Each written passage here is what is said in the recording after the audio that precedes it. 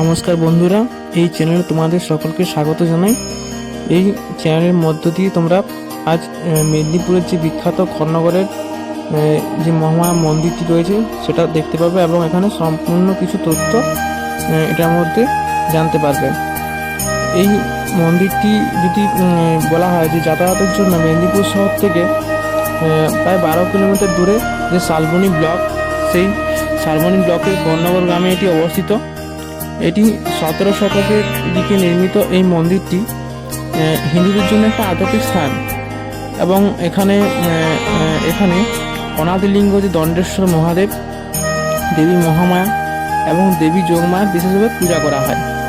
এছাড়াও মন্দির প্রাঙ্গণের বিভিন্ন দিকে যেমন গণেশ, হনুমান এবং লক্ষ্মী ও সরস্বতীর মতো দেবদেবীর মূর্তি রয়েছে।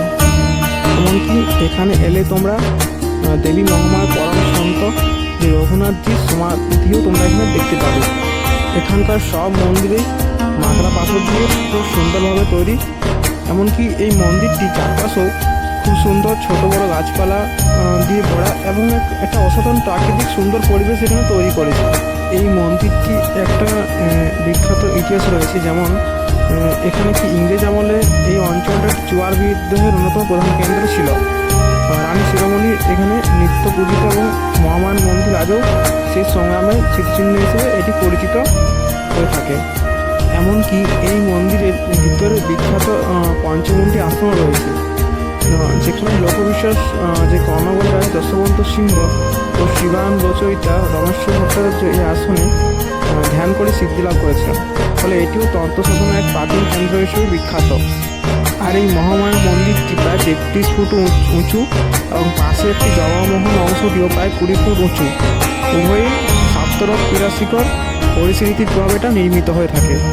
আর মহামায়া মন্দিরের বাঁ দিকে অনাদিলিঙ্গ দণ্ডেশ্বর মহাদেব মন্দির রয়েছে, যার ভিতরে শিবলিঙ্গ নেই, বরং 8 ফুট গভীর একটা গর্ত রয়েছে, যা জনিপীঠ নামে পরিচিত। এছাড়াও মন্দির চত্বরে একটা প্রাচীর দেখা যায়, সেখানে ভিতরে কিছু মন্দিরে ঘেরা সুসজ্জিত এলাকা, ফুল গাছ ঘেরা রয়েছে। পিছনে একটা শিবকুণ্ড রয়েছে, তোমরা ভিডিও শিবকুণ্ড দেখতে পাবে, যেখানে ওখানে কিন্তু মায়ের সেই জলে ভোগ রান্না করা হয়। আর বাইরে 3 দিক থেকে ঘিরে পাতলা ওরাং নদী প্রাকৃতিক পরীক্ষার মতো একটা প্রবাহিত হয়ে বেড়ায়। আর বন্ধুরা, এই মন্দিরে কিছু উৎসব মেলাও রয়েছে, যেমন সাধারণত জানুয়ারির মধ্যে যে পৌষ সংক্রান্তির দিনে এখানে বিশেষভাবে খুব বড়োভাবে একটা মেলা বসে এবং চারিদিক দিয়ে একটা অনেক মানুষের ভিড় জমে। এছাড়াও দুর্গাপুজোর সময় এখানে প্রচুর ভিড় দেখতে পাওয়া যায়। এছাড়াও শিব পুজোর সময় খুব অনেক মানুষের এখানে ভিড়ও বেশ ঘটতে দেখা যায়। এমনকি এই মন্দিরটি শীতকালে খুবই একটা ধর্মীয় এবং পর্যটক স্থান হিসেবে রয়েছে। এছাড়াও এখানে অনেক মানুষ যারা বিশ্বাস করেন এবং তাদের ইচ্ছা পূরণের জন্য এই মন্দিরে পুজো করতে আসে। স্থানীয় লোকেরা বিশ্বাস করতো যে এই মন্দিরে নাকি সূত্র বেঁধে পুজো করলেও ভক্তদের ইচ্ছা পূরণ হয়। এছাড়াও অনেক ভক্ত তাদের যখন নতুন গাড়িও পূজা করতে এখানে নিয়ে আসেন। এছাড়াও নতুন জীবন শুরু করার আগেও এই মন্দিরে পুজো করা শুভ বলে মনে করা হয়।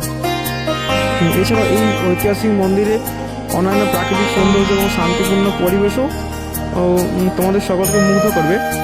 আর সিদ্ধিকুণ্ড, আর সবচেয়ে উল্লেখযোগ্য যেটা হলো এখানের যে সিদ্ধিকুণ্ড রয়েছে, যেটা মা মহামায়া দেবীর মন্দিরের একটি বিশেষ জলাধারা, যে জলটা কখনো শুকোতে দেখা যায় না।